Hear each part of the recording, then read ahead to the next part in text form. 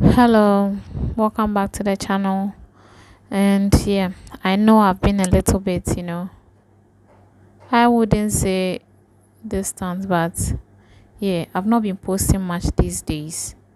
It's not anything but my my phone, my main phone I've been recording with, which is my iPhone 7 Plus. It's sport.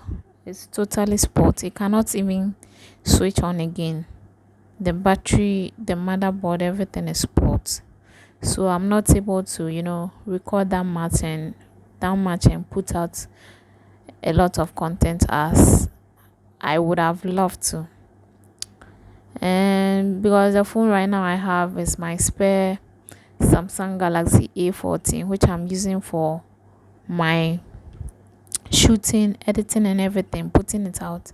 And it's not as strong as the iPhone 7 Plus. This one, its storage is about 64 gig. That one was about 128 gig. So you could see the difference. It was a lot of differences, and I'm not able to shoot in 4K as I would love to. And so yeah, that's why I've not been putting out so many content as before. But yeah, I will try my best to put out as much as I can, and you know as much as I can with this phone. So yeah, that's it. And today I wanted to speak about this guy, this Code Palmer guy, this Code Palmer of a guy, because this guy's, you know, his way of play is different. Who would have thought? Who would have thought? Because this guy was playing football for one of the best team in Europe, Manchester City, and with these young players coming up, if you are playing for a team like Manchester City, there's no way you'll be like, I want to leave. Nah. You would be even happy to, some will be even happy to sit on the bench. If I'm honest with you, some will be happy to sit on the bench of Manchester City because they have the best manager in the world coaching them in Pep Guardiola. Who wouldn't want to play under Pep? This guy is a genius. He's a genius. So you would love to play part of this magnificent team, but Cole Palmer had another plan. It's a good plan though, but yeah, some wouldn't, you know, opt to leave the club because if when he came to Chelsea, he was asked, was it his main decision to leave Manchester City? He said no. He wanted to go on loan. He was thinking that season he will be able to go on loan, get some game time, come back to Manchester City and be introduced into the first team. But when he asked Pep was like no. If he wants to stay, he should stay. If he wants to leave, he will not be going on loan, but he will sold. That was uh, you know the news they gave him. What Pep told him, that's what he said. So he said, if I'm not, because at that time I think Mares was leaving, and they were bringing in Doku. Because if Mares is leaving, maybe that would be the chance for him, to take his place. But no, they were bringing another player in Doku, because if they are going to buy a player, there's no way that guy is going to sit on the bench. So Kopama will be the backup or something like that. So yeah, that's it. And he made the choice to leave. He said if he wouldn't be able to go on loan, then he will be sold. And we had people like, was it Dortmund? I think Ipswich Town also, because some little players, clubs in the championship or something like that were after him. But in the end, Chelsea went for this guy. You would say it was a bit of a gamble. Yeah, it was a bit of a gamble because this guy has not scored in the Premier League for Manchester City before. He's played a couple of games, scored in some finals for them, and yeah, that was it. But you could see the ceiling of this guy was very high, and we are seeing it now. He's playing some ridiculous football for Chelsea.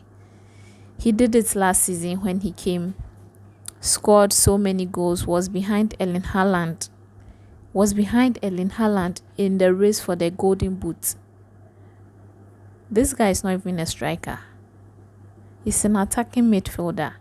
Sometimes plays on the, on the right wing.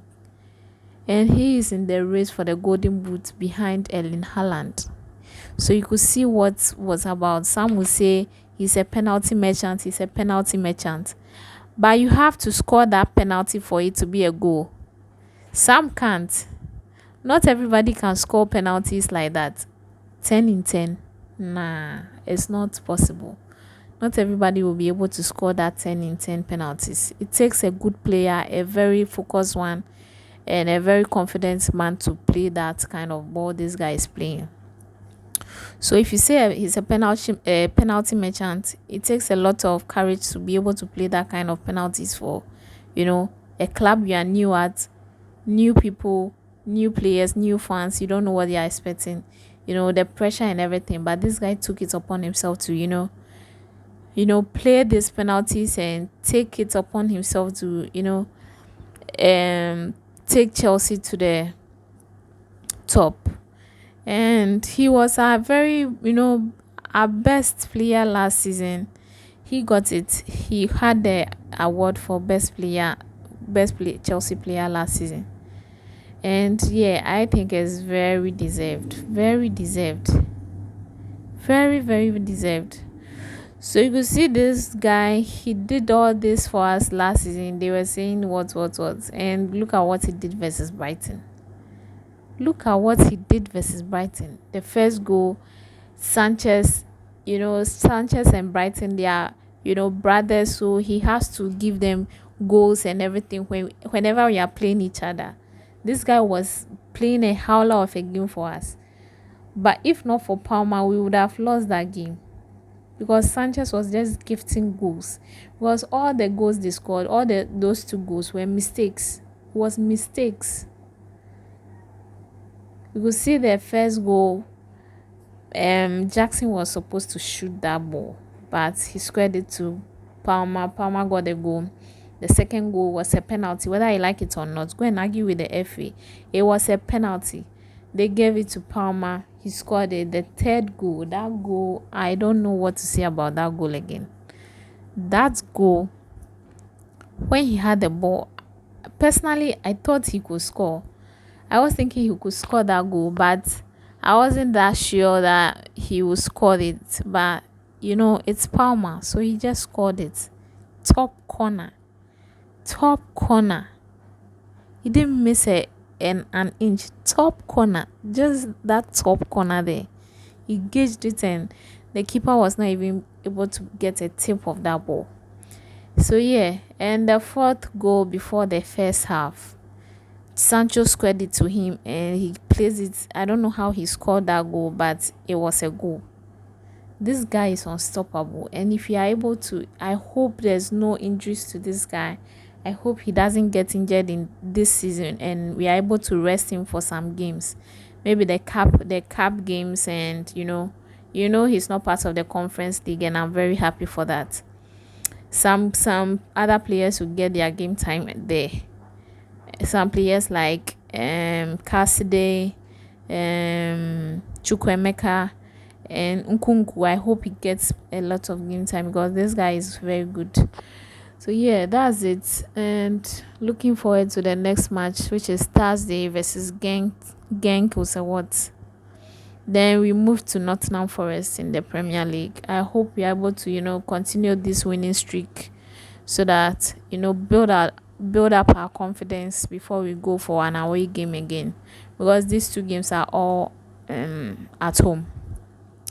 And so yeah, that's my thoughts for the game versus Brighton. Let me know your thoughts in the comment section, and I'll see you next time. Peace.